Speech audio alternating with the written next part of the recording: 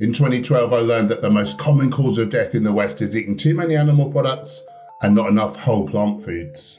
Almost overnight, I went from eating masses of animal products to raw vegan, and then through several different iterations of a predominantly whole foods vegan diet to see what works best. Here's what I discovered. After reading the book The 80-10-10 Diet by Dr. Doug Graham, I decided to eat a high carb, lower fat, raw vegan diet.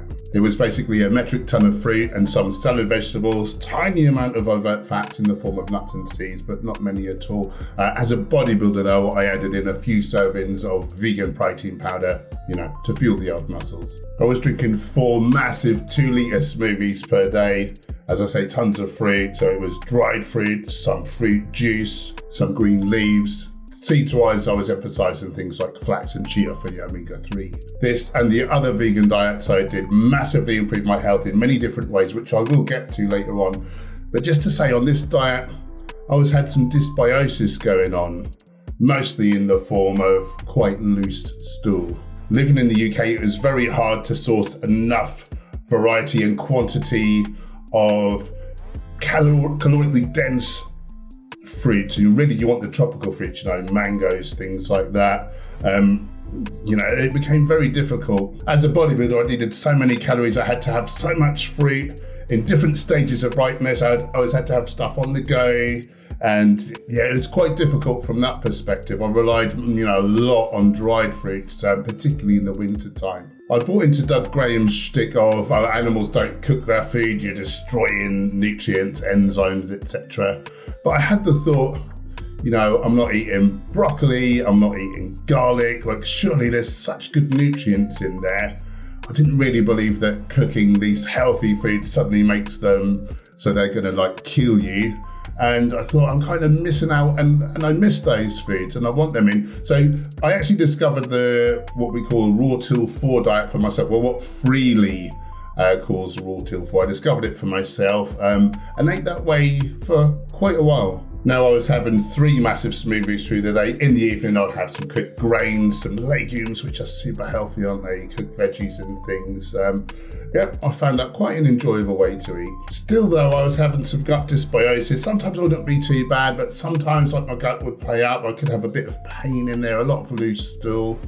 And then I was involved in the filming of the Game Changers movie, and I was chatting to the producers, and they were telling me the experts that they'd spoken to around the world, their consensus is we're not frugivores any longer. We were definitely frugivorous, fruit eaters, but we've actually evolved in several different ways to be able to handle large amounts of starch.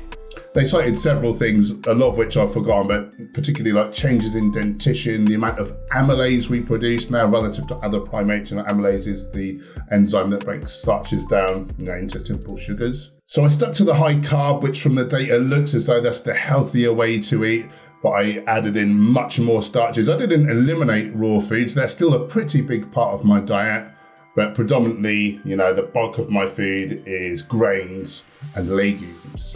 Overnight, my dysbiosis was gone. I was feeling absolutely amazing. I had no negative symptoms whatsoever. I was firing on all cylinders and I was having a lovely time. Then 3 or 4 years back, disaster struck. If you'd like to optimize your health, body shape, or performance with a vegan diet, then please check out my new online nutrition course. I've launched it at a low introductory price. It contains 14 videos, 3 cookbooks, and masses of downloadable and printable PDFs, including a complete nutrition chart for all ages and stages of life, so you can be sure that the whole family is thriving. I developed terrible dysbiosis, much worse than before. I was having excess gas. I could be really doubled up in pain, like really horrendous cramping, and I just basically completely lost my appetite. Happily, one of my good friends came to my salvation, YouTuber Goji Man. He's a real genius on gut health, and after chatting to him, he was suspicious that I had developed SIBO, small intestinal bacterial overgrowth. We ran a diagnostic test, and sure enough, he was bang on the money. He prescribed me a short course of natural antimicrobials, and in short order, I was absolutely fine again. Now, SIBO is not well understood. It is theorized, however, that up to maybe 84% of IBS, which is very, very common, isn't it? We all know people with IBS, or we have it ourselves. Up to 84% of that may be driven by SIBO. That may be the root cause. In my case, my theory is that perhaps as a bodybuilder, I mean, I was needing up to 6,000 calories, and to get that all from predominantly whole foods with such massive amounts of fiber, water, is such a big volume in the gut. And I think that I just had too much volume in there, and I was eating too frequently. And that's where SIBO can develop. The ileocecal valve, I think, gets kind of almost like jammed open, and then bacteria that should live in the colon migrate backwards into the small intestine. Small intestinal bacterial growth. Now you've got that issue. So what I've done in recent years to combat this is to increase the amount of fats in my diet. So now I'm eating quite moderate fat, but still very high carb. I've also changed my meal frequency from 4 times a day to 3, meaning I've got bigger gaps between meals, which apparently our gut microbes really favour. I'm also eating in a much smaller window. It's basically about 12 hours between breakfast and dinner, and then it's like a good 4 hours before I go to bed. So again, that apparently is really favoured by the gut microbiome, and I feel these 2 reasons, I've not had a hint of SIBO ever since. So yeah, that's a big learning I got there. So I think I'm a bit unique in the YouTube world. I've got these twin mandates of I want to be successful as like a physique athlete, like I want to look my best, like big and ripped, but I also want to optimize my health as far as possible. If you just wanted to optimize your health, don't do bodybuilding. The people who eat slightly less calories tend to live the longest. So by shuffling in the extra calories, by having to have more fats than I think is probably ideal, more protein certainly than is ideal, it's not as good for longevity.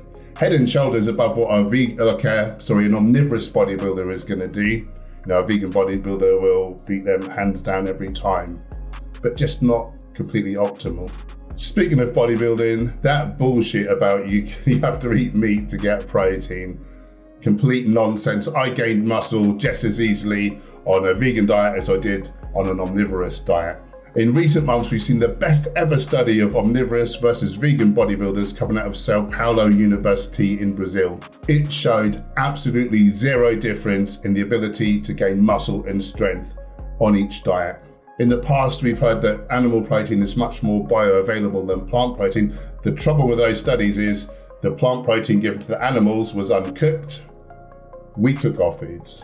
The fact is that there is about a 1 or 2% difference in bioavailability in favour of meat, dairy, that sort of thing. But, being vegan hasn't stopped me from growing muscles now, has it? Another thing I've learned is that there's no need to protein combine at each meal. February 75 edition of Vogue magazine said, grains have certain amino acids missing, but if you pair them with a legume, they'll have the ones that are missing, and the grain will have the ones that are missing in the legumes. It's complete nonsense. We keep pools of free amino acids in our bodies. All we need to do is eat a range of whole plant foods throughout the day, which we should be doing for our health in any case to get the range of different nutrients. So it's a complete non-issue. The other thing I learned is that protein is seriously overrated. As an omnivorous bodybuilder, I was eating 500 grams of animal protein. I didn't even count the plant protein because I didn't think it did count. Silly me. I now eat 200 grams of plant protein. As I say, absolutely no difference in my ability to gain muscle and strength. Displacing the protein with carbs has been amazing for my workouts. Tons more energy, it's our species-specific preferred fuel source. More volumization of the muscles, making me appear larger, more vascular, which freaks some people out. And during a cut, I'm so much happier, more energized. When I was extremely low carb, by the end of a cut, I was on 50 grams of carbohydrate. I was miserable, irritable. I'd be walking around the supermarket, getting my food just such low energy, irritable. And I'd feel like ramming my trolley into people, not because they were in my way, just because I was so pissed off with life. I used to believe that nonsense that you can't eat fruit on a diet because it's sugary. Not only is that complete nonsense, and low calorie fruit is one of the best things to eat on a cut.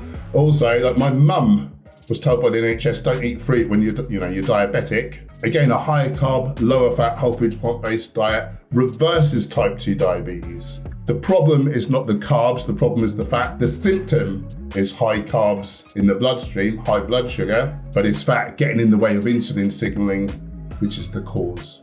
The best thing about bodybuilding as a vegan is the fat loss. It's like a freaking cheat code.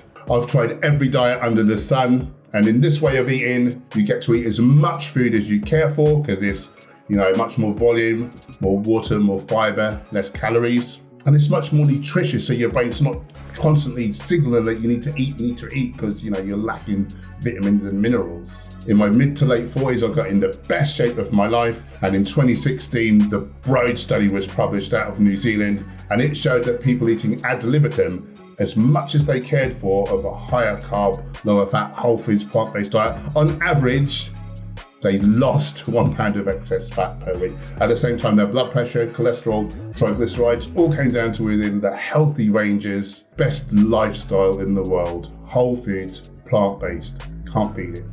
Other health benefits I've had, my blood pressure was pre-hypertensive, up at about 140 systolic. It got down to 104. Some people may be horrified by this, but the true optimal blood pressure, according to the plant-based doctors, is 110. A little lower is fine as long as you're asymptomatic. My heart rate is a little over 50 BPM. I barely do any cardio, certainly not hard cardio. My eyesight has improved by more than double. A little way into my veganism, my eyes were getting blurry, and I thought, I need stronger contact lenses. Went to get my eyes checked. I needed weaker contact lenses. This happened 2 times. Tendinitis. I used to have screaming tendinitis from weight training and from a pro-inflammatory animal heavy diet. The worst place was my distal biceps tendon on my right arm. I would have to ice it pre-workout, intra-workout, post-workout, and then that wasn't enough, and I would have to skip it for 3 weeks. Of course, I did that very begrudgingly, but happily, since being vegan, that's a thing of the past. It's eradicated my hay fever. Every year, when it was sunny, I would think, oh no, here we go, and then runny nose, sneezing, runny eyes, tired, itchy eyes. Every photo of me as a lad in the summer, I seem to be having a handkerchief in my face. Happily, that's a thing of the past now.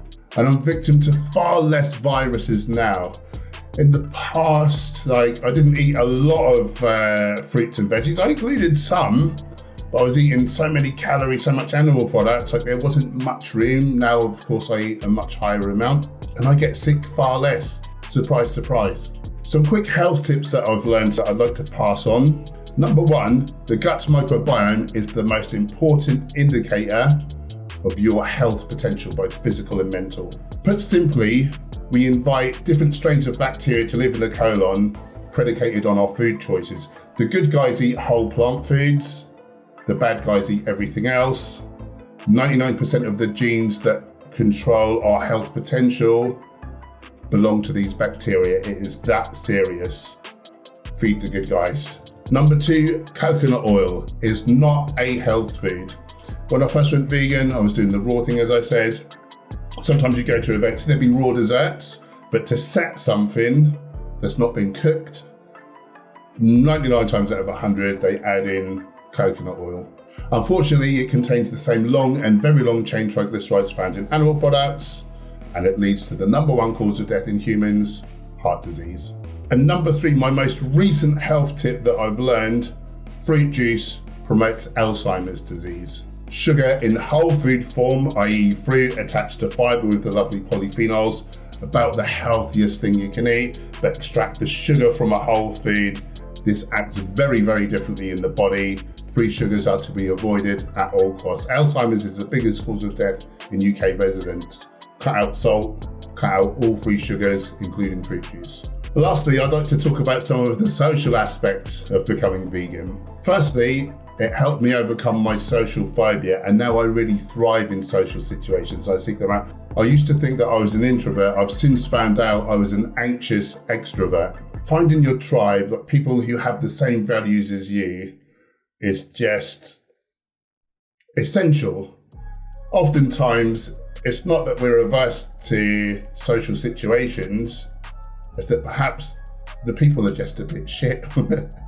It's not always the way, of course, but by and large, I think vegans are more compassionate because, of course, they've widened their circle of compassion towards animals as well. And yeah, they just tend on the whole to be nicer people to be around. When I was first vegan, I was advocating far too aggressively.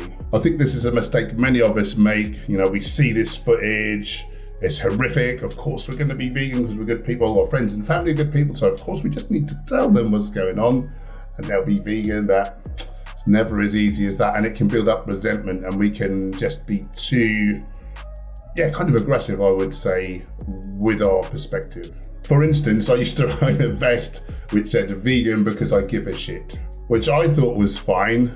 But of course, anyone reading that is thinking, oh, you think I don't give a shit? And of course, people do give a shit. They've just grown up in a society which thinks it's normal, natural and necessary to eat animals. And I would no longer wear something like that. I really don't think that's the way to go about things.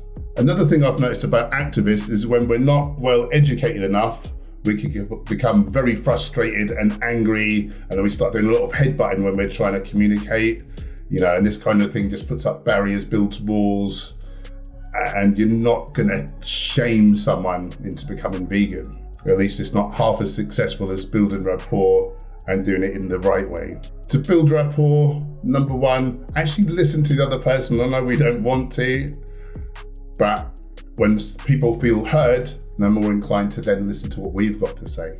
Ask questions instead of giving reams of info. We know that veganism is right in so many ways, so we're trying to push all this info on someone, but they're not going to take it all in one go like that. But by asking questions, it's not like we're forcing our point of view. We're getting them to unravel their own hypocrisy, and that is very, very powerful. Look up the Socratic method. Use non-violent communication. There's a book of the same title, and it is such a good way of getting people to actually listen to you and have the potential to change. It's all about expressing ourselves with clarity, compassion and empathy, these sorts of things. And there's kind of a formula for how to go about it. I really recommend reading that book. Another good tactic is to share your story rather than bombarding again with facts, figures, etc., which people can quibble. No one can argue with your story, so you can tell people, how amazing you feel now that you've adopted this healthy and ethical lifestyle. And lastly, I would invite you to share resources from people, organisations who are authorities in the area that you're talking about. Number one, they hold much more authority than you do, so the person's more likely to believe them. And number two, they've just got all the information there. You're not going to remember every little thing about health, environment, ethics, but there's certain people who can. I've seen many activists be negatively affected by watching too much animal cruelty and just dwelling on it day in, day out. Initially, I think it's a good idea to see a bit, so it gives you drive and conviction. Long term though, I think it does nothing but harm. At times, the never-ending horror that animals go through has got on top of me a little bit too, but what I do then is to really switch my focus, double down on being part of the solution, on my advocacy, and not focusing on the problem. Action is the antidote to despair. There's a massive upside to all of this. I have a newfound appreciation and love for animals and those in my life. I just get so much more from them, from just being with them, looking at them, touching them, hugging them. I feel a real connection, and it's beautiful. The biggest thing I've learned from veganism is the importance of finding your purpose. After being responsible for so many animal deaths, I'm inspired to churn out as much high quality content as I can and try and offset the harm I did back when I didn't know better. Almost daily I get messages from people all around the world letting me know that they've improved their health or they've gone vegan because of me, and it just brings me massive energy and joy and happiness and self-esteem. It's the best feeling in the world. I'm not even joking. There's a phrase, do a job you love and you'll never have to work a day in your life. I couldn't be more grateful to be able to say that I've built my career around my greatest joy. Lastly, I would like to sincerely thank veganism for the massive change it's had on my character. I've spoken about it on the channel before, but years ago I was a bouncer, I was taking anabolic steroids, I was coming from a place of fear, and I hurt a lot of people, sometimes quite badly. Having gone vegan, I considered, if I don't want to harm a chicken I've never met, If a guy is rude to me, do I necessarily have to punch him in the face?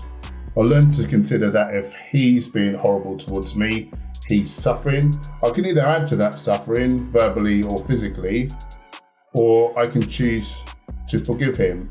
Happily, to this day, I've chosen to act out of love instead of fear. It feels so freaking good. I hope very much never to have to lay my hand on another human being as long as I live. And as I said, I owe that all to veganism. If I can see the light, and I was a horrible bastard, I'll be honest. If I can see the light, I'm confident that anyone could. And I truly believe that veganism can be the thing to save humanity from itself. If anybody would like help transitioning to a vegan diet, then check out my free e-guide link below. Also feel free to join my Facebook group, Hench Herbivore Community, for support. Now click this.